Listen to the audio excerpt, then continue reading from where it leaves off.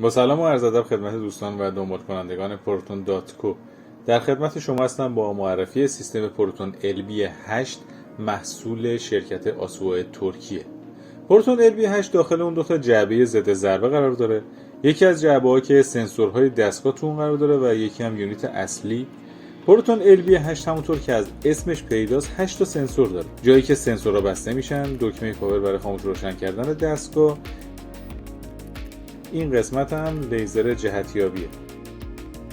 این هم سویچ انتخاب اسکن حرارتی یا سزیومی که میتونید از روی اون نوع اسکن رو انتخاب کنید.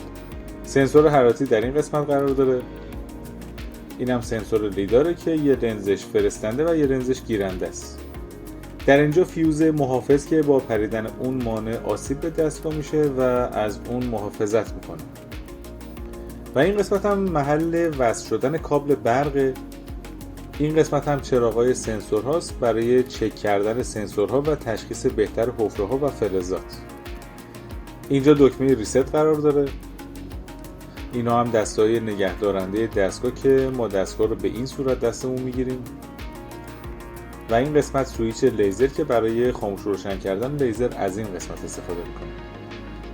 این قسمت مشخصات سیستم که ایزوهای قابل استعلام اینجا درج شده و در اینجا شماره سریال نوشته شده که میتونید از شرکت سازنده استعلامات لازم رو بگیرید. کیف مخصوص خود شرکت آسوو ترکیه و تبلت ویندوز، بندهای حمایل و پاوربانک سیستم و کابل برق اصلی و سوپر سنسورهای اصلی از جنس سزیوم، کار فوق العاده و با کیفیت و دقیق. دوستانی که دستگاه پروتون شرکت آسوو رو میخوان میتونن ثبت سفارش کنن و این محصول رو به ضمانت اصلی و اورجینال از پروتون دات کو تحویل بگیرن. با 2 سال گارانتی محصولات آسوو ما به صورت تعداد موجود داریم و در سراسر کشور شما میتونید به صورت 1 روزه از ما تحویل بگیرید. موفق و پیروز باشید.